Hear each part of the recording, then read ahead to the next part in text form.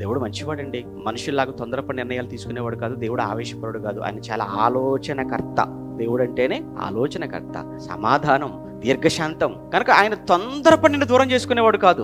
అంత మంచి దేవుడి దగ్గరికి మనం వచ్చిన తర్వాత పొరపాటు జరిగినప్పుడు ఆ జరిగిన పొరపాటును మనిషి ముందు కాకపోయినా గదిలోకి వెళ్ళైనా, తలుపులు వేసుకొనైనా, కిటికీలు వేసుకొనైనా, మోకాళ్ళు వేసి కన్నీళ్లు పెట్టుకొని ఆ దేవుణ్ణి క్షమించమని అడిగే గొప్ప మనసు ఎవరికి ఉంటుంది? ఉండదు. ఏదో వస్తుంటాము, కూర్చుంటాము, పాడుతుంటాము, చేస్తుంటాము. చివరికండి ఆ రొట్టె దగ్గరకు వచ్చినప్పుడు ఏమండి, ఆ ప్రభువు ఆ శరీరము అని ఆ ప్రభు శరీరాన్ని జ్ఞాపకం చేసుకునేటప్పుడు కూడా, చివరికి ప్రభువు చిందించిన రక్తాన్ని తీసుకుంటున్నప్పుడు, అది జ్ఞాపకం చేసుకుంటున్నప్పుడు కూడా మనసులో కల్మషము, కపటము, వేషధారణ, మోసము, పగ, అసూయ, ద్వేషాలతో ప్రభు వాళ్ళలో మనం పాలు పంచుకుంటున్నాము అని అంటే ఇంకా చాలా పెద్ద తప్పు చేసిన వాళ్ళం అవుతున్నామని బైబిల్ చెప్పింది.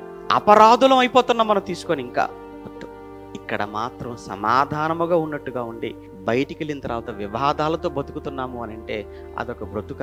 అదొక క్రైస్తవ జీవితమా? అదొక క్రైస్తవుని లక్షణమా? మీరు ఆలోచించండి ఎంతవరకు సమంజసమో.